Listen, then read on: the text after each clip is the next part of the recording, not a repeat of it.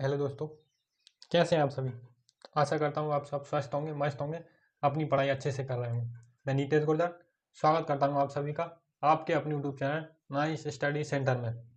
और आज का टॉपिक गुणनखंड निकालना। ये क्यों ज़रूरी है? क्योंकि इसकी सहायता से हम एलसीएम और एचसीएम निकालना सीखेंगे। इसीलिए बहुत इम्पोर्टेंट होता है। जबकि प्रश्नावली सवाल करेंगे तो गुणनखंड निकालना यदि नहीं बनता है तो आप एलसीएम और एचसीएम भी नहीं निकाल पाओगे। तो बहुत अच्छे से आज का टॉपिक समझना है, और जिस क्रम में आप में लिख करवा रहा हूँ उसी क्रम में आपको नोटबुक में लिखना है, ताकि आप रिवीजन करो तो पूरा आपको जल्दी से याद आ जाए। तो शुरुआत करेंगे सरल से कठिन की ओर। पहले सरल गुणनखंड निकालेंगे, फिर कठिन गुणनखंड निकालेंगे।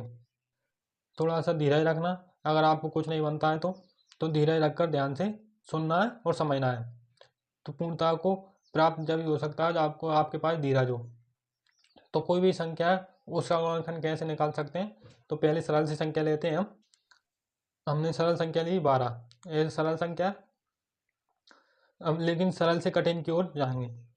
तो सबसे पहले हम क्या करेंगे, कोई भी संख्या ली है जिससे गुणनखंड निकालना है, तो उस संख्या के हम बगल से इस तरीके से एक लाइन खींचेंगे और फिर हम एक आड़ी लाइन खींचेंगे।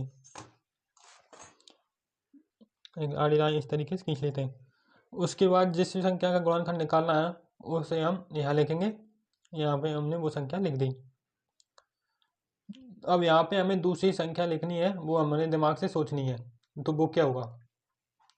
गुणनखंड निकालने के लिए कुछ संख्या स्टार्ट से करते हैं। कोई भी संख्या का हमें गुणनखंड निकालना है तो सबसे पहले छोटी संख्या 2 से ट्राई करो।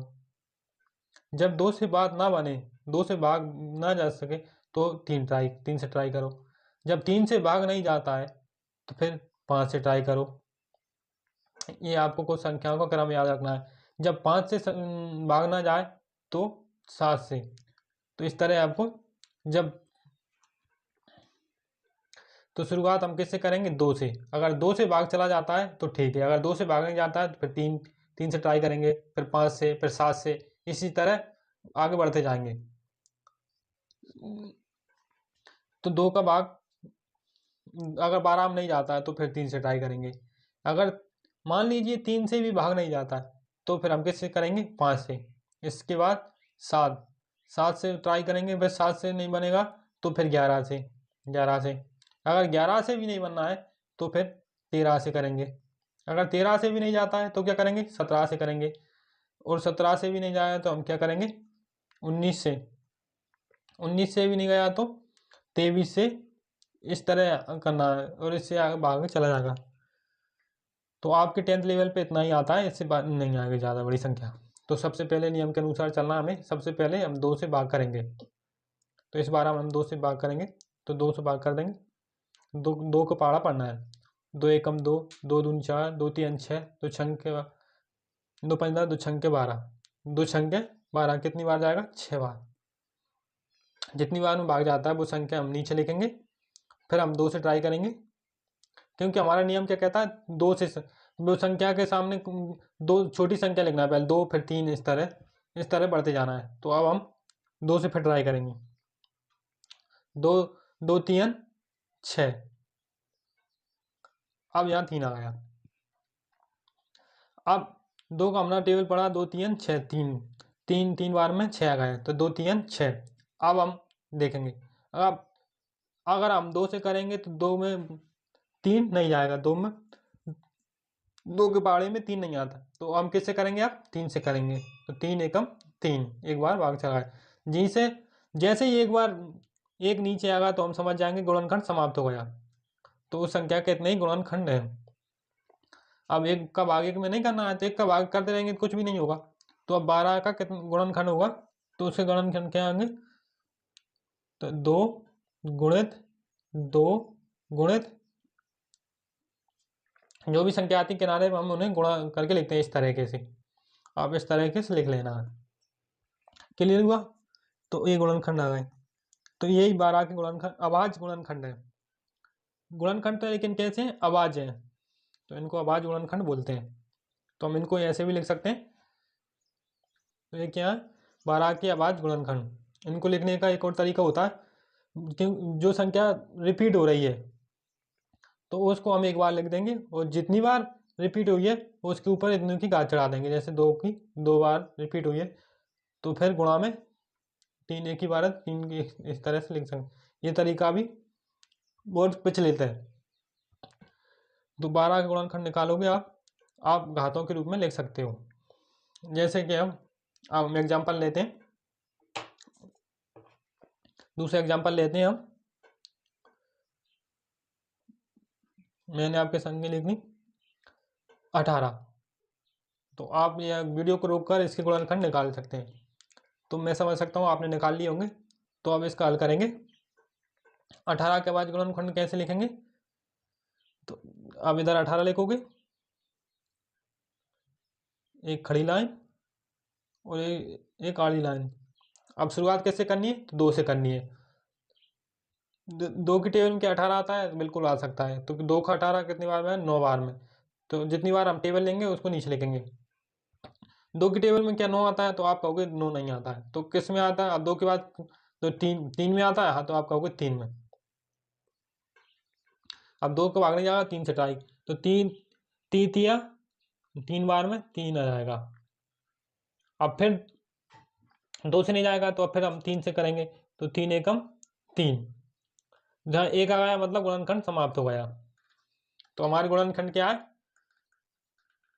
2 गुणित 3 गुणित 3। तो हम यहाँ पे लिखेंगे। तो अब हम इधर लिखेंगे 2 तो ऐसा कि ऐसा ही। अब 3 2 बार है तो घातों के रूप में लिखेंगे, 2 3 लिख देंगे, और 3 कितनी बार रिपीट हुआ, तो 2 बार, तो 2 बार लिख देंगे। इस तरीके से लिख देंगे। तो 18 के अभाज्य गुणनखंड कौन होंगे, 2 गुणित 3 के ऊपर 2 की घात। तो ये 18 के गुणनखंड हो गए। तो हमने तीसरी संख्या ली है 24। आप सोचो कठिन है, बिल्कुल भी कठिन नहीं है, हम समझेंगे। 24 के हम यहाँ निकालेंगे।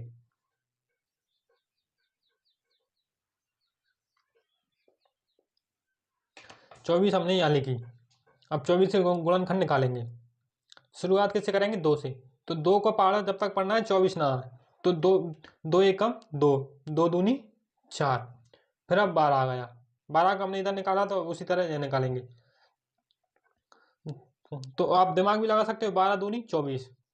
आप फिर 2 की पहाड़े में 12 आता है तो आप कहोगे आता है 2 छंके 12, 2 छंके 12। अब 2 के पहाड़े में फिर 6 आता है तो आप कहोगे 6 आता है। तो 2 3 कितनी बार में, 3 बार में 6 आएगा। अब 2 के पहाड़े में 3 आता है, नहीं आता, तो 3 सिर्फ 3 के पहाड़े में आएगा, तो 3 एकम 3। इधर 1 आ गया तो हम समझ लेंगे गुणनखंड समाप्त हो गया। ये इसके गुणनखंड आ गए। तो 24 के बाद गुणनखंड क्या होंगे, 2 गुणित 2 गुणित 2 गुणित 3। तो हम इधर लिख सकते हैं 2 गुणित 2 गुणित 2 गुणित 3, यही होंगे ना। तो अब फिर बराबर लगाओगे, जो रिपीट हो रही है वही लिखना है। तो क्या रिपीट हो रही है, 2, तो कितनी बार हो जाएगी, 1 2 3 बार। तो 2 के ऊपर कितनी घात, तो 3 की घात। और गुणित में कितना लिखना है, सिर्फ 3, क्योंकि 3 रिपीट नहीं हो रहा। ये हमारा अभाज्य गुणनखंड होगा 24 के। बिल्कुल भी हिम्मत नहीं आनी है। अगर आपको कठिन लग रहा है, प्रैक्टिस से बिल्कुल ये सरल हो जाएगा, बिल्कुल टेंशन लेने की जरूरत नहीं है। अब चौथा हम इधर लिखेंगे। चौथे हमने लिख ली, जैसे 40 हमने ले ली। चौथा हमारा आएगा 40 में हम कैसे, सबसे पहले क्या करना है आपको, इसे लिखकर बराबर इधर 30 लिखना, सॉरी 40 लिखना, एक खड़ी लाइन और एक आड़ी लाइन। सबसे पहले नियम क्या कहता है, 2 से ट्राई करो, 2 से नहीं जा, 3 से नहीं 5 से। तो हम पहले शुरुआत 2 से करेंगे, तो 2 से करेंगे, 2 दूनी 4। अब 0 में जा गए ना, तो 0 को 0 ऐसे लिख देंगे। अब 2 का मतलब होता है, 2 का भाग देना मतलब होता है उसका आधा करना। अब इसमें इसका आधा करेंगे, 2 का 2 एकम 2 और 0 ऐसी की केस। अब फिर 0 आ गई तो फिर 2 से चला जाएगा, 2 पंजे 10, अब 5, 5 से ही जाएगा 5 में, तो 5 एकम 5। अब हम समझ जाएंगे गुणनखंड समाप्त हो गया। तो इसके बाद गुणनखंड क्या होंगे, 2 गुणित 2 गुणित 2 गुणित 5। तो हम इधर लिख देंगे 2 गुणित 2 गुणित 2 गुणित 5, ये हमारे आवाज गुणनखंड आएंगे 40 के।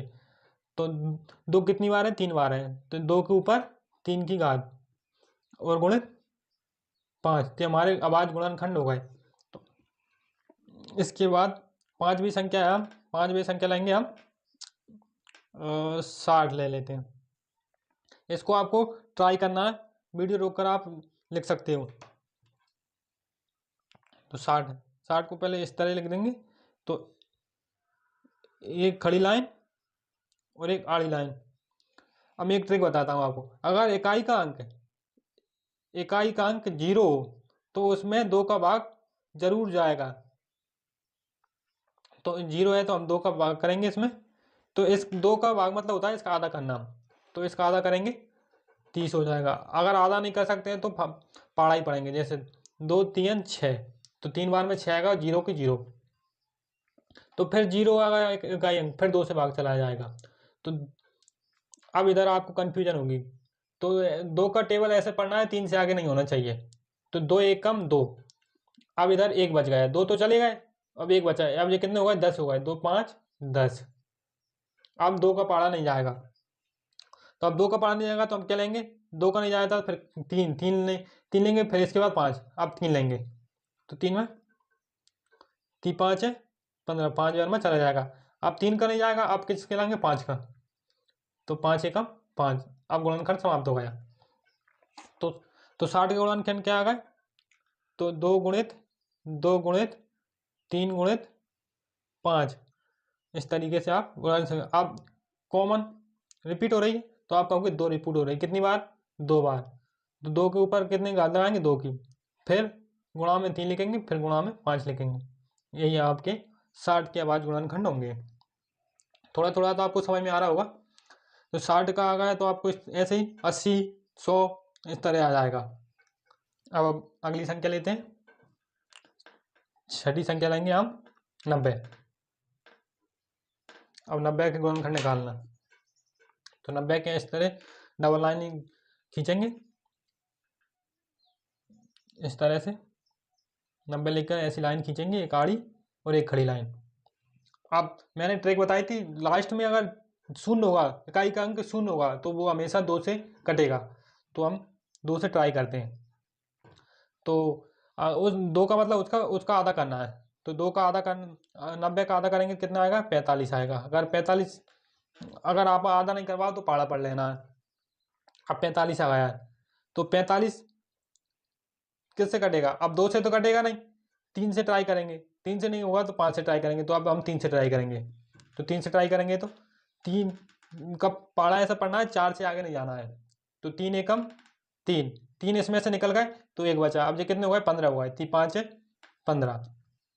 जब 15 आ गए फिर 3 से करेंगे, 3 5 है 15, फिर 5 आ गया, अब सिर्फ 5 से ही जाएगा इसमें भाग, 5 एकम 5, 1 आ गया, मतलब गुणनखंड समाप्त हो गया।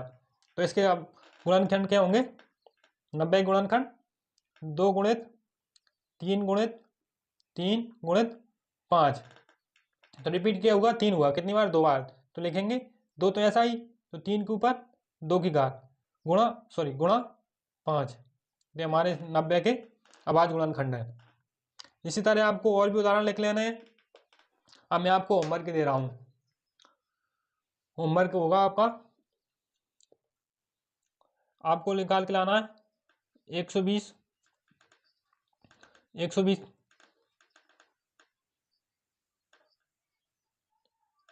150 का लेके आना है आपको, 240 का,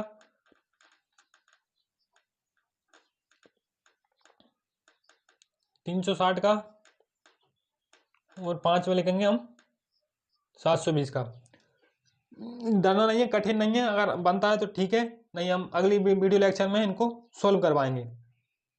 ठीक है, वीडियो अच्छी लगी हो तो लाइक करें, शेयर करें, और चैनल को सब्सक्राइब जरूर करें।